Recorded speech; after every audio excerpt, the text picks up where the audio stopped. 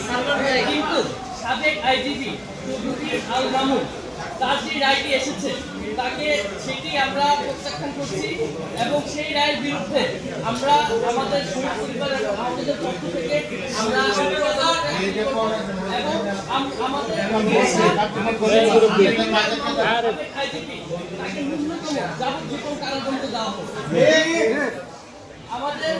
শুধুমাত্র রায় দিয়ে বসে থাকতেই হবে না, আমাদেরকে এই প্রতিশ্রুতি দেখাতে হবে কিভাবে সেই খুনি হাসিনা